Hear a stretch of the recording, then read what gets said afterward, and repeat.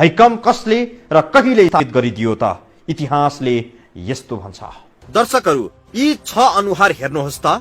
सम्भवतः यी 6वटै अनुहार तपाईहरूले चिन्नु भएको होला। कम्तीमा 30 वर्षदेखि यी 6 जना नेपालको राजनीतिमा राज गरेर बसिरहेका छन्। संयोगले यी 6 जना अहिले जीवित पनि छन्। यी 6 जना त्यस्ता महत्वपूर्ण व्यक्तिहरू हुन् जसले महाकाली नदीको आधा स्वामित्व भारतलाई बुझाउन भूमिका खेलेका थिए। सुगौली सन्धि अनुसार महाकाली नदी नेपालको मात्रै नदी हो, तर महाकाली सन्धि गरेर यो नदीमा भारतको पनि हक लाग्ने बनाउने प्रमुख नेताहरूमा यिनै 6 जनाको नाम आउँछ।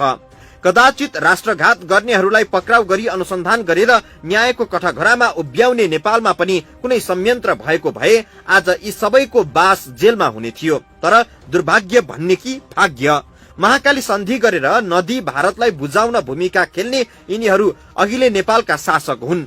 आलो पालो मिलाएर यिनीहरू नै शासन सत्ता सम्हालिरहेका छन्। बितेको 30 वर्षमा जनताको हविगत उस्तै छ, तर देशको नदी नाला विदेशीलाई बुझाउँदै राजनीतिक जीवन लम्ब्याउने नेताहरूको जीवनमा सुखमय र उज्यालो छाएको छ। त्यसकारण त्यो वखतमा लिम्बियाधुरा, यो कालापानी, लिपुलेक भन्ने कुरै थाहै थिएन। त्यो नाम पनि थाहा थिएन, त्यसमा गडबड भन्ने पनि थाहा थिएन।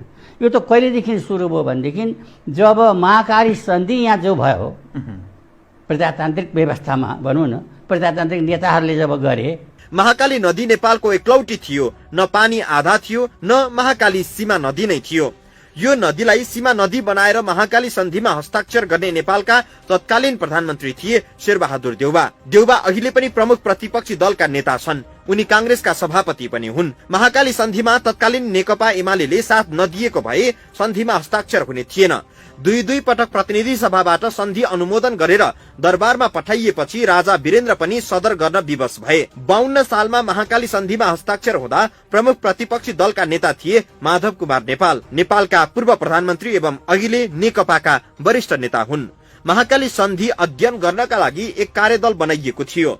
त्यो कार्यदलका संयोजक थिए केपी शर्मा ओली। ओलीले पनि सन्धिको पक्षमा जोड दिए। सन्धि गर्नुपर्छ भन्ने पक्षमा सशक्त नेता ओली नै थिए। उनी अहिले नेपालका कार्यकारी प्रधानमन्त्री छन्।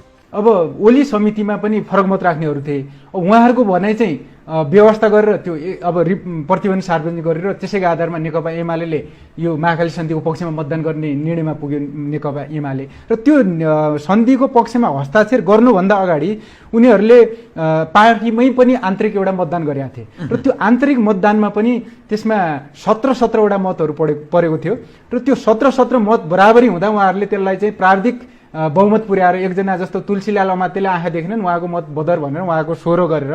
महाकाली सन्धि भएको बेलाका जलस्रोत मन्त्री थिए पशुपति शमशेर राणा। महाकाली सन्धि गर्नुपर्छ भनेर वकालत गर्दै हिँड्नेमा यिनी पनि एक हुन्। त्यो बेलाका परराष्ट्र मन्त्री थिए राप्रपाकै डाक्टर प्रकाश चन्द्र लोहनी। लोहनी र राणा अहिले पनि एकीकृत राप्रपामा छन्। हिन्दुत्व र राज संस्थाको डम्फु बजाएर राजनीति गर्ने यिनीहरू अहिले नेपालको राजनीतिमा एन्टी करेन्ट धार समाएर राजनीति गर्दैछन्। अब बाँकी रहे रामचन्द्र पौडेल। पौडेल त्यो बेला सभामुख थिए। महाकाली सन्धि पारित गर्ने कि नगर्ने भन्ने सम्बन्धमा संसदमा मतदान गराउने व्यक्ति पौडेल नै थिए।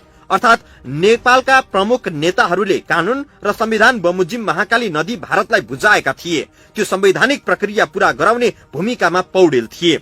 नेपालको इतिहास पढ्ने विद्यार्थीले यी 6 नेताहरूलाई देशभक्त नेताको रूपमा बुझ्न कठिन छ। जसले आफ्नो एकलौटी नदी भारतलाई सुम्पिन्छ, त्यस्ता नेताहरूलाई कसरी देशभक्त मान्ने? इतिहासमा कालो पोतिएका अनुहार यी मात्रै छैनन्। महाकाली सन्धिको पक्षमा मतदान गर्ने तत्कालीन धेरै सांसदहरू अहिले पनि जिउँदै छन्। तत्कालीन नेकपा एमालेबाट सन्धिका पक्षमा हस्ताक्षर गर्ने विवादास्पद नेताहरूको नाम यस प्रकार छ: माधव नेपाल, केपी शर्मा ओली, भरत मोहन अधिकारी, झलनाथ खनाल, मोतनाथ प्रसिद्ध, गुरु बराल, केशव बडाल, मुकुन्द नेउपाने, प्रदीप नेपाल, ईश्वर पोखरेल, सीतानन्दन राय, जितेन्द्र देव, सलिम मिया अन्सारी, काशीनाथ अधिकारी, सुरेन्द्र पाण्डे, देवराज घिमिरे र गोविन्द कोइराला। अझै रोचक त के छ भने देशको नदी बेच्ने पक्षमा मतदान गर्ने नेताहरू अहिले पनि मालामालको स्थितिमा छन्। विपक्षमा मतदान गर्ने तत्कालीन एमालेकै नेताहरू ओझेलमा परेका छन्। महाकाली नदीमा भारतको हक स्थापित गरिदिएर देश र जनतामाथि बेइमानी गर्ने प्रमुख नेताहरू हुन् शेरबहादुर देउवा, माधव कुमार नेपाल, केपी शर्मा ओली, रामचन्द्र पौडेल, पशुपति शमशेर राणा, डाक्टर प्रकाश चन्द्र लोहनी आदि आदि। प्रधानमन्त्री, पूर्व प्रधानमन्त्री सहित विशिष्ट नेताहरूमाथिको यो सङ्गीन आरोपका सर्जक हामी होइनौँ। दशी प्रमाण नै काफी छ हामीलाई यसो भन्नका लागि। हाम्रा दर्शकहरूका अगाडि झुट बोल्न हामी सक्दैनौँ, सत्य लुकाउन पनि सक्दैनौँ। फेरि थप चर्चा गर्छौँ ब्रेकपछि। कोशी सम्झौता गर्दा हजारौं हेक्टर नेपाली किसानको जमिन डुबानमा पर्यो। त्यसको मुआब्जा भारतले अहिलेसम्म दिएको छैन। कोशी नदीमाथिको पुल नेपाली भूमिमा छ, तर त्यहाँको प्रशासन भारतीयको हातमा चल्छ। नदी नेपालको, भूमि नेपालको, अनि तालाचाबी चाहिँ लिएर बसेको छ भारतले। कोशी सम्झौतापछि मोरङ सुनसरीमा सिंचाई सुविधा पुर्यायो, त्यसको 10 दोब्बर लाभ भारतले लियो। त्यति लाभ लिनका लागि कोशी बाँधका कारण नेपालले हजारौं हजार हेक्टर जमिन अहिले चुर्लुम्म डुबाउनु परेको छ। नेपालमाथि भएका घातका जति चर्चा गर्यो छाती उति नै पोल्छ। यस्तै छाती पोल्ने एक सन्धि थियो महाकाली सन्धि। नेपालका नदीनाला नेपाली नेताहरूले कसरी भारतको हातमा सुम्पिएका छन् भन्ने एक तीतो उदाहरण महाकाली सन्धि बनेको छ। त्यस्तै दुर्गति अरू नदीनालाको हकमा पनि लागू भएको छ। 2052 सालमा महाकाली सन्धि गरेपछि नेपाली नेताहरूले पञ्चेश्वर बहुउद्देश्य जलविद्युत आयोजनाबाट धेरै बिजुली उत्पादन हुने र त्यो बिजुली चीनलाई निर्यात गर्ने सपना देखाएका थिए। अझ हालका प्रधानमन्त्री केपी ओली त बिजुली बेचेर नेपाललाई हुने आएको हिसाब गर्दै बसेका थिए। केपी शर्मा ओलीज्यूले भनेको चाहिँ त्यो बेला महाकाली सन्धि भयो भने वर्षको 1 खर्ब 21 अरब हामीलाई आम्दानी हुन्छ भनेको। महाकाली नदी नेपालकै नदी थियो, तर सन्धि अघि नै बगेर आएको महाकाली नदीमा बाँध बनाएर त्यसबाट सिंचाई गरिरहेको थियो। अहिले पनि नेपालको महाकाली नदीबाट भारतले लाखौं हेक्टरमा सिंचाई गर्छ, त्यो पनि नेपाललाई 1 रुपैयाँ नदी सित्तैमा। इतिहासदेखि कहिले पनि कुनै पनि मितिमा नेपालसँग न्यायपूर्ण व्यवहार नगरेको भारतको विश्वास गरेर नेपाली नेताहरूले महाकाली सुम्पिए।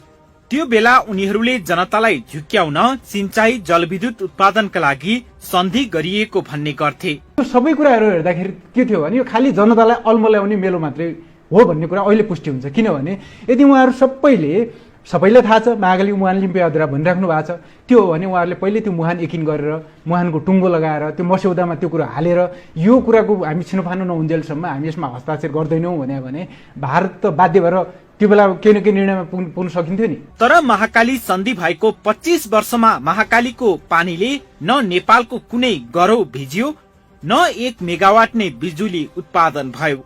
सन् 1971 मा भएको एक अध्ययनले महाकालीबाट 1000 मेगावाट बिजुली निकाल्न सकिने देखिएको थियो। तर सन् 1991 मा 315 मिटर अग्लो बाँध बनाउँदा 6480 मेगावाट बिजुली उत्पादन हुने देखाएको थियो। यही आँकडा हेरेर महाकाली सन्धि गरियो, तर न सिंचाई न बिजुली। भारतले नेपालको 25 वर्ष सिद्धाइदियो। बिना लगानी भारतले नेपालको नदीमा आफ्नो आधा स्वामित्व स्थापित गर्यो। भारतको उद्देश्य महाकालीबाट बिजुली निकाल्ने थिएन। 46 सालमा नेपालको राजनीतिमा किचलो गरे बापतको पारितोषिक चाहिएको थियो। त्यो नेपाली नेताहरूले सन्धि गरेर महाकाली भारतलाई बुझाइदिए। अर्काको नदी आफ्नो भागमा पारेपछि भारत किन निकाल्थ्यो बिजुली? भारतको चाहना नदी कब्जा थियो, त्यो नेपालकै नेताहरूले उसकै मुलुकमा पुगेर सुम्पिदिए। त्यसपछि महाकालीबाट बिजुली निकाल्ने कुरा नेपालमा चर्चा हुन्थ्यो। भारतले त्यसलाई एक सुकाको पनि महत्व दिएन। महाकाली सन्धि खासमा नेपालका नेताहरूले आफ्नो सत्ता र सुख भोगका लागि भारतलाई रिझाउन गरेको कुकर्म हो भनेर कतिपयले आलोचना पनि गर्छन्। कुनै व्यवस्था टिकाउन वा कुनै व्यवस्था ढाल्न नेपाली नेताहरूले प्राकृतिक स्रोत साधन भारतलाई चढाउने गरेको चर्चा नेपालमा हुन्छ। राजनीतिक दाउपेचका लागि प्राकृतिक स्रोत बुझाउनेदेखि नागरिकता वितरण र असमान सन्धि सम्झौता भएका कैयन उदाहरण छन्। महाकाली सन्धि गरेर भारतले नदीमा आफ्नो प्रभुत्व स्थापित गर्यो। 46 सालको आन्दोलनमा दिएको साथको सामा ब्याज असुल गर्न भारतले कांग्रेस र कम्युनिस्टहरूलाई बाध्य पारेको चर्चा छ। कांग्रेस कम्युनिस्ट मात्र होइन 46 सालको आन्दोलनको विपक्षमा रहेको राप्रपा पनि महाकाली नदी भारतलाई दिन तम तयार भएको थियो। बौद्धिक बहस र सिद्धान्तको कुरा गर्ने डाक्टर प्रकाश चन्द्र लोहनी समेत महाकाली सन्धिका पक्षपाती थिए। तथ्यले भन्छ राप्रपाका पशुपति शमशेर राणाको त कुरै भएन। समय चक्रको आजको प्रस्तुति सकियो। दर्शकवृन्द बिदा दिनुहोस्। नमस्कार।